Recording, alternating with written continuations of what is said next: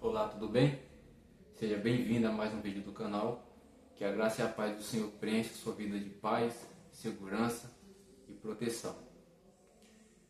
Bem, depois de algumas semanas sem gravar, estou retomando hoje, mas não perdemos a direção. Vou dar continuidade aos estudos anteriores, ok?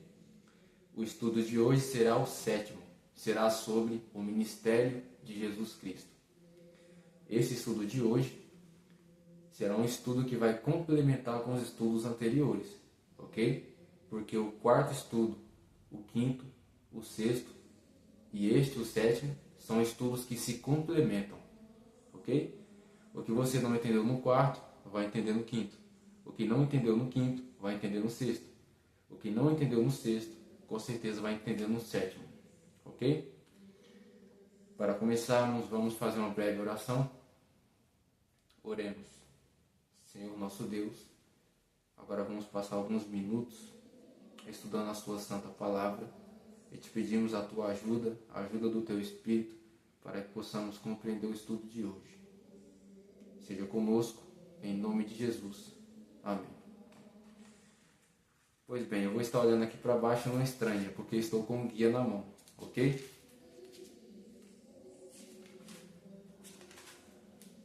Sétimo estudo. O ministério de Jesus Cristo.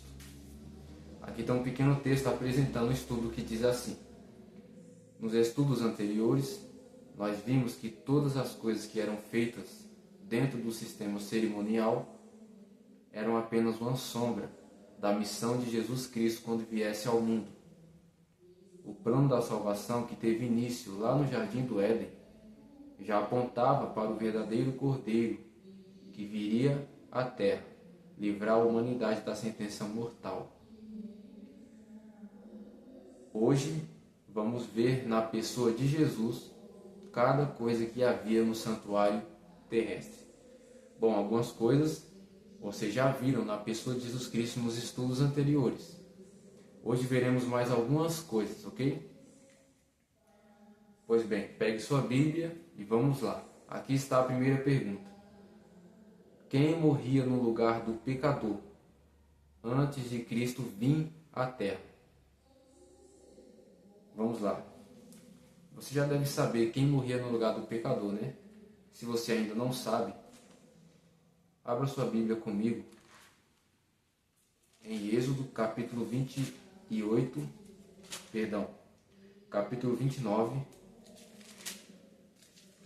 Êxodo 29, verso 38 e 39 diz assim: isto é o que oferecerás sobre o altar: 2 cordeiros, um pela manhã.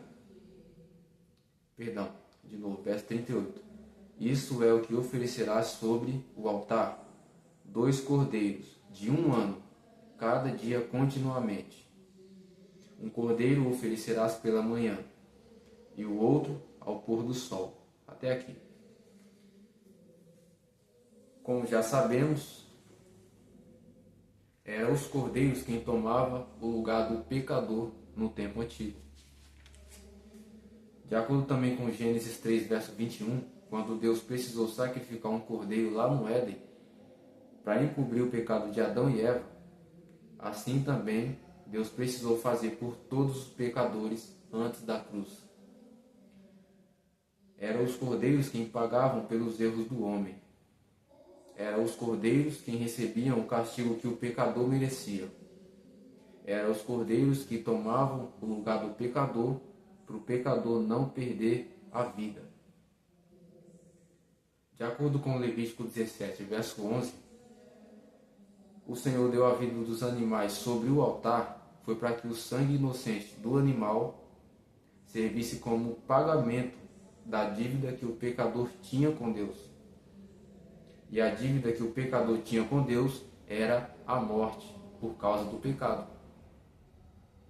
Se recorde que lá no princípio, Deus disse a Adão que se ele comesse do fruto proibido, Adão morreria.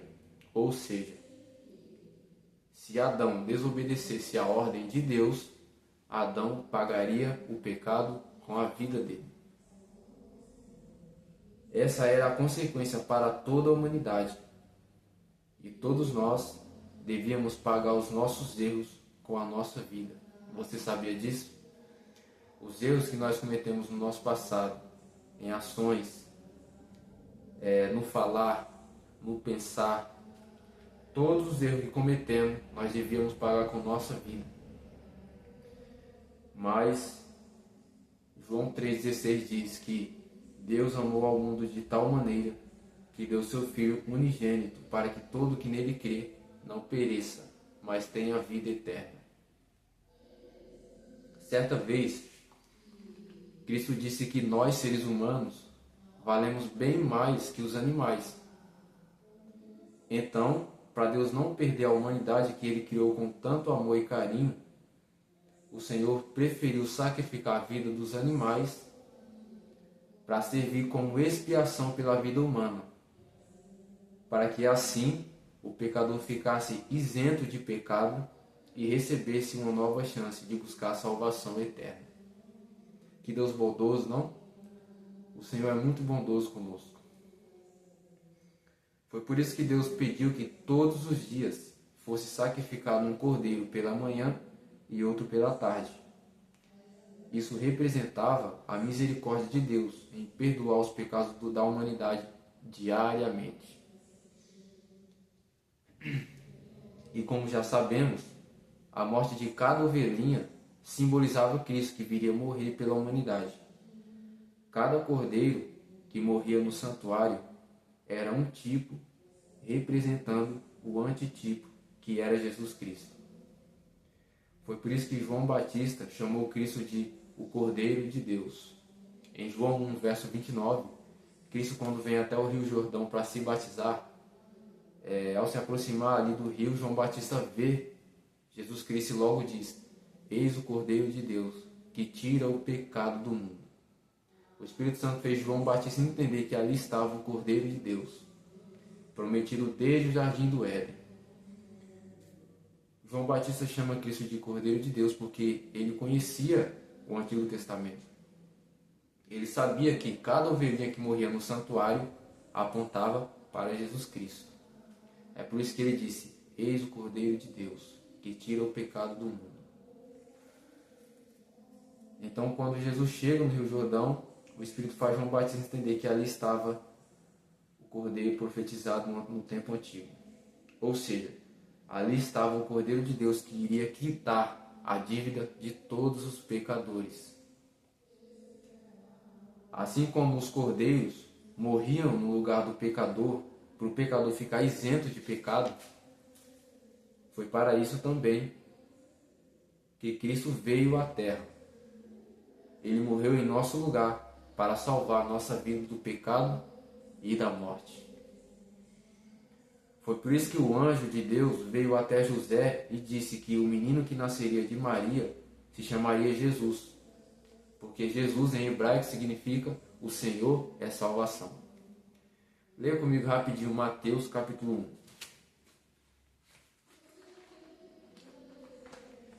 1. Mateus capítulo 1, verso 21 diz assim: Ela dará à luz um filho, e lhe porás o nome de Jesus, porque ele salvará o seu povo dos pecados deles.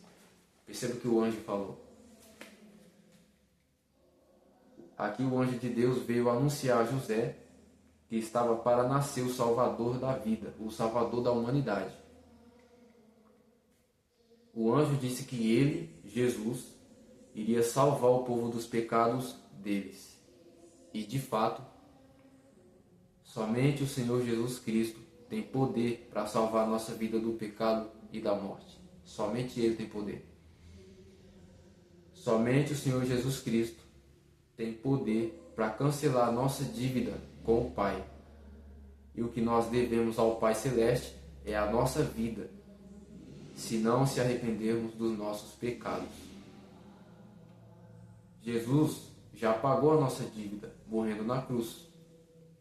Mas se nós continuar cometendo pecados, sem aceitar o sacrifício de Cristo, a nossa dívida com o Pai continuará pendente. Se eu e você não aceitar a morte de Cristo como pagamento dos nossos pecados, então o que faremos para escapar da morte eterna? O que nós iremos fazer para escapar da morte? Não há outra solução. Não há outra solução a não ser crer em Cristo Jesus e obedecê-lo. Somente Ele é o escape. Somente Ele é a solução contra a morte.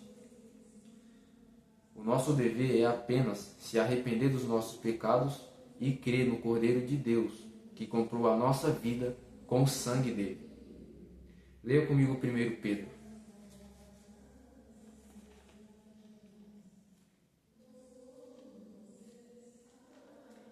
1 Pedro, capítulo 1, verso 18 e 19 diz assim: sabendo que não foi mediante coisas corruptíveis, como prata ou ouro, que fostes resgatados do vosso fútil procedimento, que vossos pais vos legaram.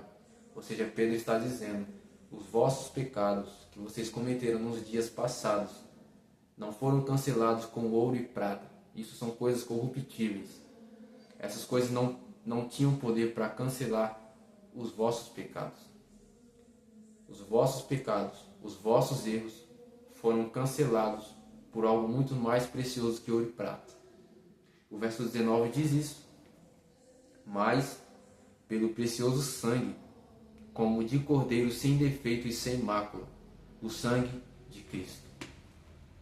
Foi o sangue de Cristo que apagou os nossos pecados anteriores. Foi por causa do sangue de Cristo derramado na cruz que o Pai ficou satisfeito em querer conceder o perdão e a salvação à humanidade.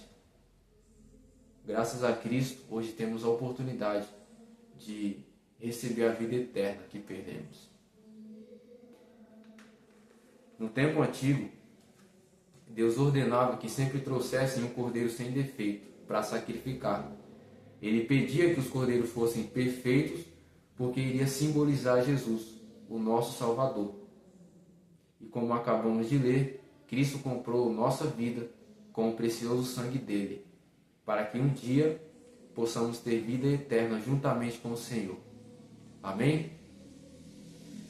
Pois bem, até aqui nós observamos que os cordeiros sacrificados no tempo antigo era um tipo de Cristo, ok? Vemos na pessoa de Cristo que os cordeiros simbolizavam Ele. Ele era a realidade de cada cordeirinho que morria no santuário. Vamos avançar aqui para a segunda pergunta. Diz assim: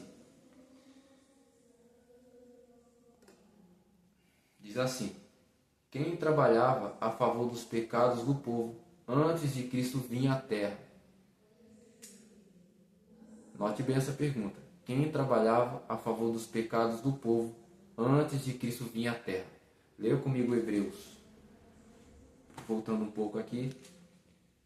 Hebreus capítulo 5, verso 1 diz assim: porque todo sumo sacerdote, sendo tomado dentre os homens, é constituído nas coisas concernentes a Deus, a favor dos homens, para oferecer tanto dons como sacrifícios pelos pecados. Aqui o escritor estava falando dos sacerdotes que ministravam no santuário terrestre no tempo antigo. E era eles, os sacerdotes, quem trabalhavam a favor dos pecados do povo de Israel. Quando Deus estabeleceu o santuário terrestre, o Senhor escolheu a tribo de Levi para oficiarem um tabernáculo para ele. Os levitas receberam a responsabilidade de cuidar de tudo que havia no santuário. E como representantes de Cristo, os sacerdotes trabalhavam a favor dos pecados da nação israelita. Todos os dias, os sacerdotes recebiam pessoas que vinham confessar os pecados cometidos, e ao confessar os pecados sobre o animal que trazia, a pessoa dava o animal que trouxe como oferta, para servir como expiação pelos pecados. E além dos sacerdotes oferecer sacrifício todos os dias pelos pecados, eles também intercediam a favor da nação israelita. Leia comigo Êxodo capítulo 30. Êxodo capítulo 30, versos 7 e 8 diz assim: Arão queimará sobre ele incenso aromático cada manhã. Quando preparar as lâmpadas, o queimará. Quando ao crepúsculo da tarde acender as lâmpadas, o queimará. Será incenso contínuo perante o Senhor pelas vossas gerações. Era diante desse altar de incenso que eles intercediam a favor da humanidade, do povo hebreu. A intercessão era feita pela manhã e pela tarde, exatamente ao mesmo tempo em que os cordeiros eram sacrificados, um pela manhã e outro pela tarde. Os sacerdotes intercediam a favor da nação israelita todos os dias, para que Deus continuasse tendo misericórdia do povo em mantê-los vivos, dando a eles oportunidade de salvação eterna. Esse era o trabalho dos sacerdotes diariamente. Eles sacrificavam e intercediam a favor dos pecados de si mesmo e a favor do povo de Israel. E assim, pelo trabalho dos sacerdotes, Deus, com sua imensa misericórdia, perdoava os pecados da nação toda. E claro, tudo isso simbolizava Jesus Cristo ao começar o seu ministério. Ao Cristo começar seu ministério, com cerca de 30 anos, como diz Lucas 3, verso 23, ele já estava praticamente, não oficialmente, ele estava praticamente atuando como um sacerdote. Porque em certos momentos encontramos Jesus intercedendo a favor dos pecados alheios. Leia comigo Lucas para vocês verem. Lucas 22.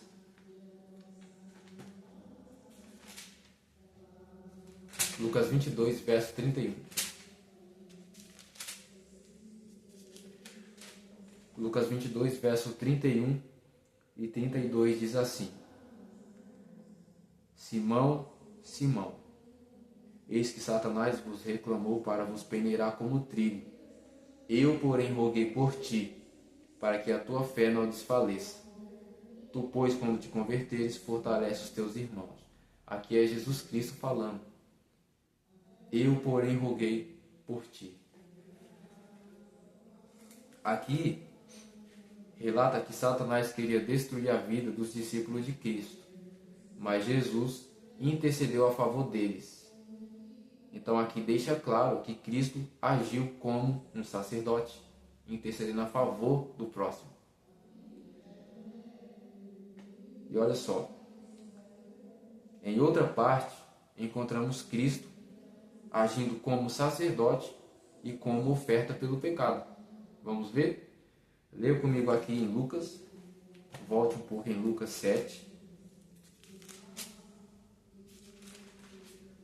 Lucas 7, verso 47 e 48 diz assim: Por isso te digo, perdoados lhes são os seus muitos pecados, porque ela muito amou. Mas aquele quem pouco se perdoa, pouco ama. Então disse a mulher: Perdoados são os teus pecados. Leia comigo também em Mateus.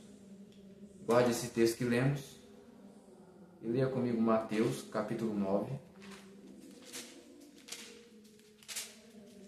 Verso 2 diz assim: E eis que lhe trouxeram um paralítico, deitado num leito. Vendo-lhes a fé, Jesus disse ao paralítico: Tem bom ânimo, filho, estão perdoados os teus pecados.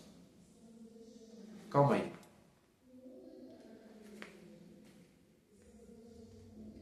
Antigamente, para uma pessoa ser perdoada dos pecados, a pessoa precisava trazer ao sacerdote um cordeiro como oferta pelo pecado.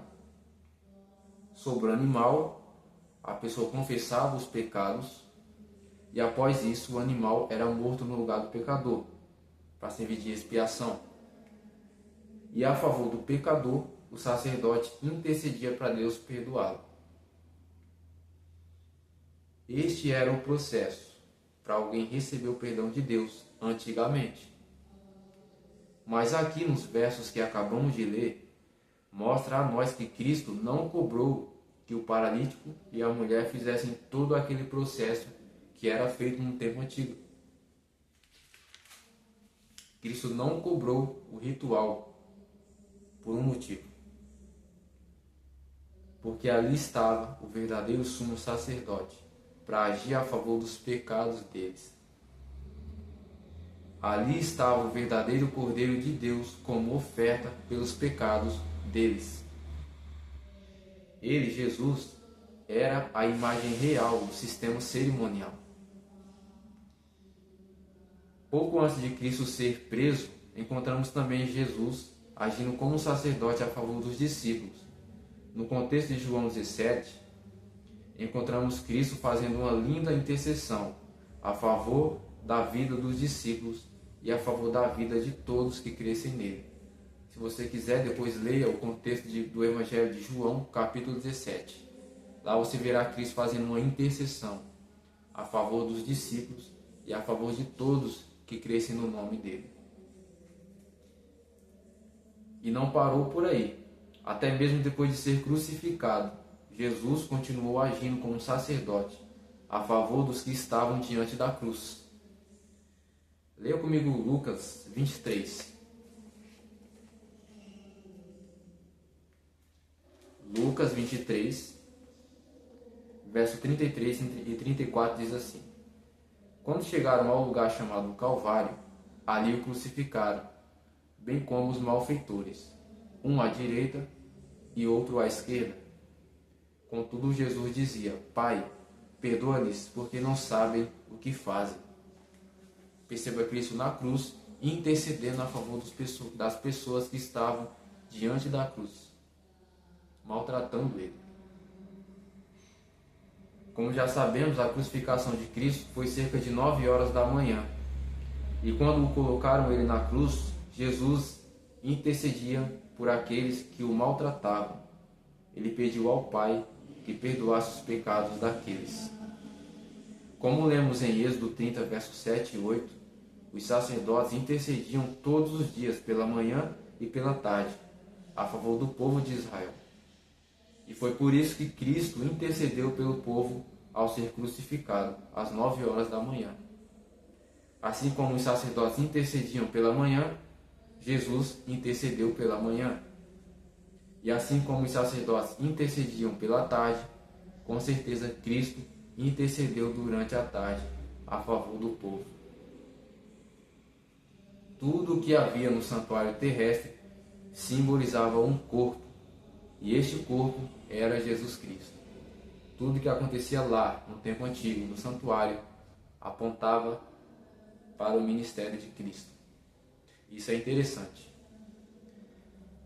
Um detalhe: ao Cristo começar seu ministério, ele não estava oficialmente atuando como sumo sacerdote, até porque o santuário terrestre ainda estava em atividade. Jesus, ao começar seu ministério, ele agiu a favor dos pecadores, foi para que o povo despertasse e crescesse que ele era o Salvador da vida, que foi predito por Moisés e os profetas. Cristo atuou como um sacerdote na terra apenas para acordar o povo, para saberem que a realidade do santuário terrestre estava ali diante deles. E assim Jesus seguiu sua missão na terra até o fim. Ok? Então até aqui nós vemos a função sacerdotal na pessoa de Jesus Cristo também. Ok? E aqui está a terceira pergunta, que diz assim: quando foi o fim do santuário terrestre? Quando foi o fim do santuário terrestre? Leia comigo Mateus, capítulo 27, versos 50 e 51. Diz assim: E Jesus, clamando outra vez com grande voz, entregou o Espírito. Eis que o véu do santuário se rasgou em duas partes, de alto a baixo. Tremeu a terra, fenderam-se as rochas. Perceba um verso que diz claramente quando foi o fim do santuário terrestre. fim de todo o sistema cerimonial foi na morte de Cristo. Assim que Jesus morreu na cruz, o trabalho no santuário terrestre tinha chegado no seu limite. E dali em diante, Cristo estava inaugurando o santuário celestial. Ao Cristo morrer na cruz, ele excluiu a remissão de pecados da antiga aliança para estabelecer a remissão de pecados da nova aliança. E aqui tem uma pergunta: qual era a antiga aliança? Leia comigo Êxodo capítulo 24. Qual era a antiga aliança? Êxodo 24, verso 8 diz assim: Então tomou Moisés aquele sangue e o aspergiu sobre o povo e disse: Eis aqui o sangue da aliança que o Senhor fez convosco, a respeito de todas estas palavras. A remissão de pecados da antiga aliança era feita através de sangue de animais, porque esta era a única forma de Deus preservar a vida do povo e fazer expiação por eles, como diz em Levítico 17, verso 11. A remissão de pecados da antiga aliança durou até a cruz, porque na cruz Jesus eliminou a remissão da antiga aliança e estabeleceu a nova aliança para a remissão de pecados. Onde foi estabelecida a nova aliança? Leia comigo Mateus 26, aqui mesmo. Perdão, lá no Evangelho de Mateus 26, verso 27 e 28 diz assim: A seguir tomou um cálice, e tendo dado graças, o deu aos discípulos, dizendo: Bebei dele todos, porque isto é o meu sangue, o sangue da nova aliança, derramado em favor de muitos. Para o quê? Para a remissão de pecados.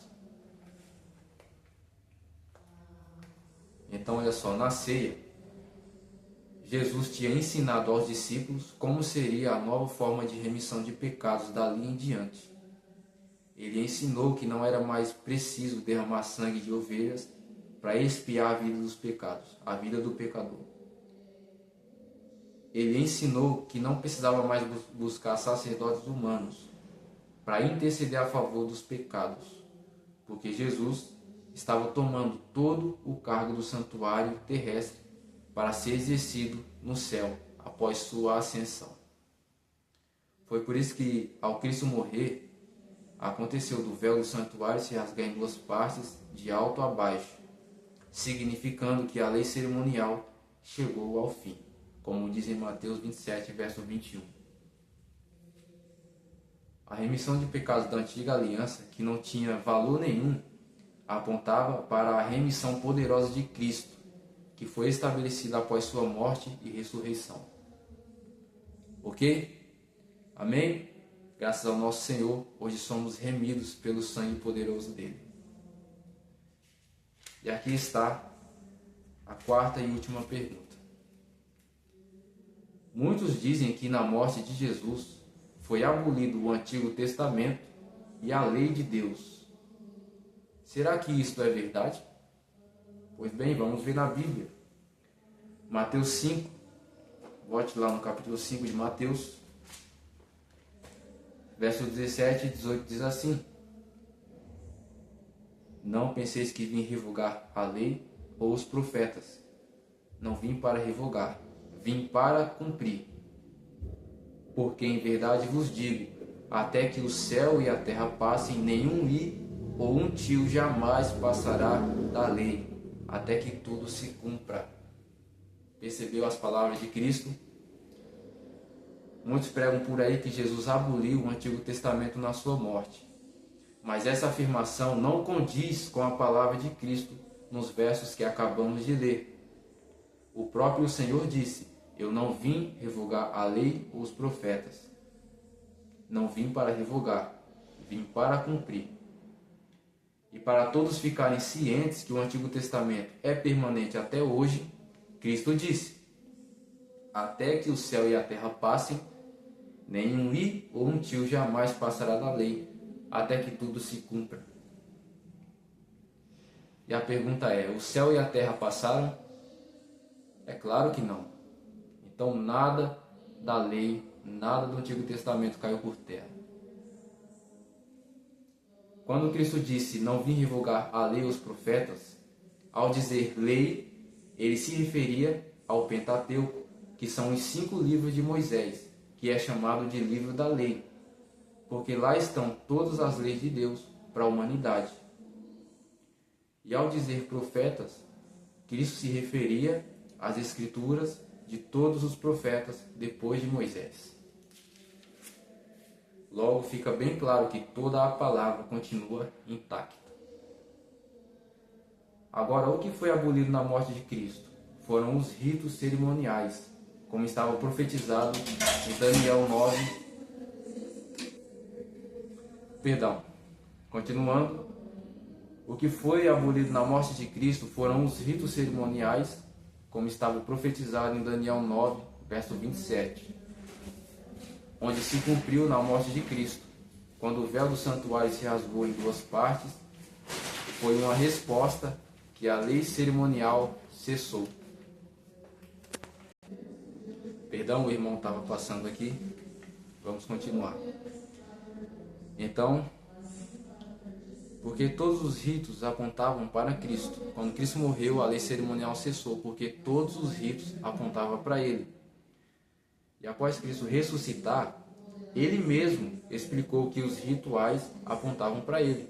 Ele mesmo disse isso. Leia comigo Lucas 24.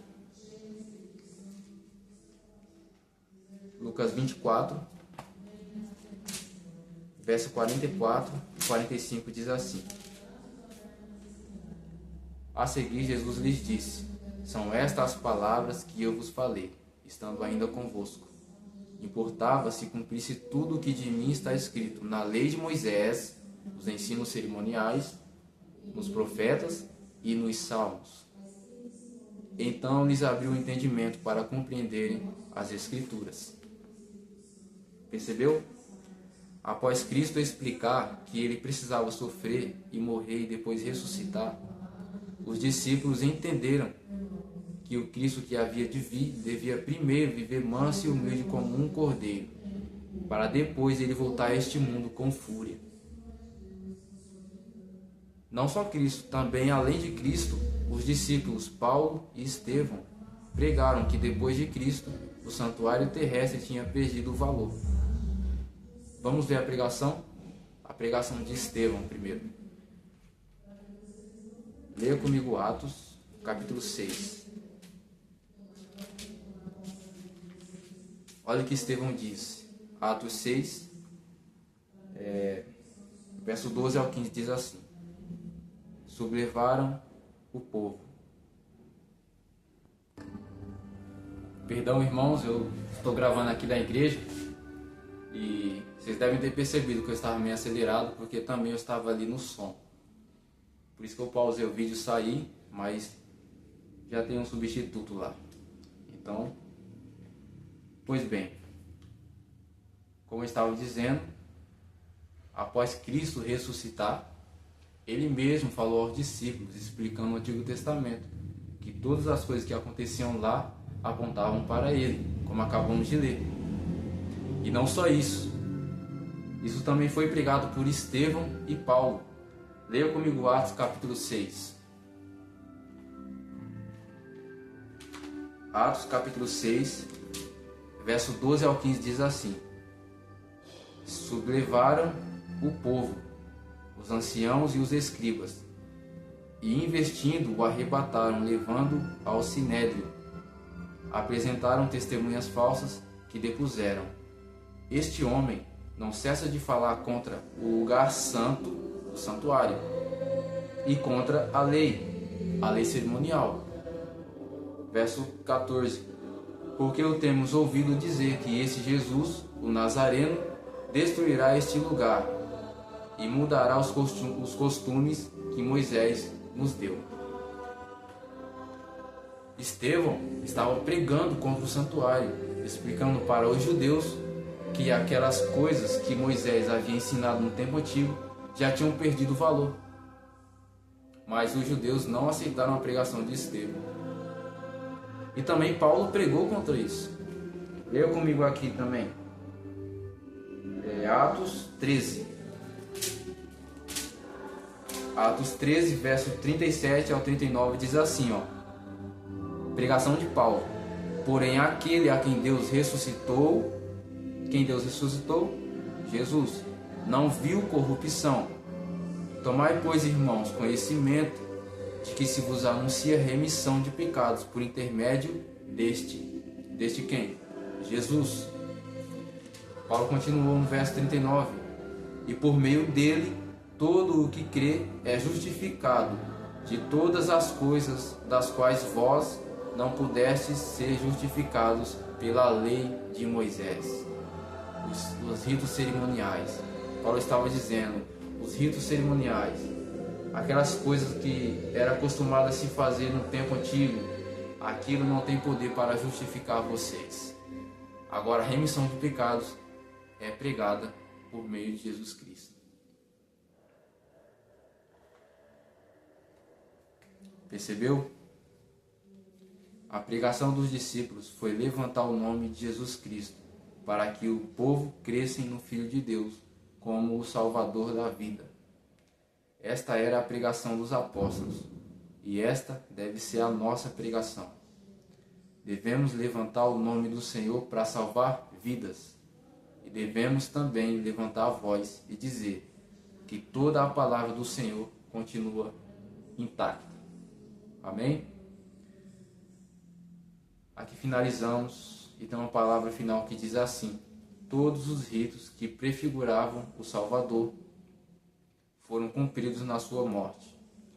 Hoje não precisamos mais sacrificar cordeiros, porque o sacrifício de Cristo, feito apenas uma vez, foi perfeito e eficaz para redimir nossa vida do pecado. Hebreus 10, verso 10 ao 12 diz isso. Também não precisamos mais de sacerdotes humanos para interceder ao nosso favor, porque hoje temos um sacerdote eterno no céu, rogando ao nosso favor. Hebreus 7, verso 22 ao 25 diz isso. Amém, irmãos? Aqui finalizamos. Breve darei continuidade, não vou demorar. E o próximo estudo será sobre as leis na Bíblia, ok? Não perca. Vamos fazer uma oração para encerrar? Senhor nosso Deus, muito obrigado por termos passado esse tempo juntos, estudando as suas escrituras. Senhor, que o Senhor possa nos ajudar a estar firme aos pés de Jesus Cristo, aos pés do nosso Salvador, aquele que veio morrer por nós, para que a nossa existência não seja vã nesse mundo. Aquele que veio morrer por nós para nos conceder vida verdadeira, vida eterna. Senhor, continue sendo conosco, moldando o nosso coração, para que quando o Senhor voltar possamos ser chamados para a Tua glória. Continue sendo conosco, em nome de Jesus. Amém. Que Deus possa te abençoar e não se esqueça, curta e compartilhe esse vídeo para que a palavra do Senhor continue se expandindo a mais pessoas. Ok? Até breve.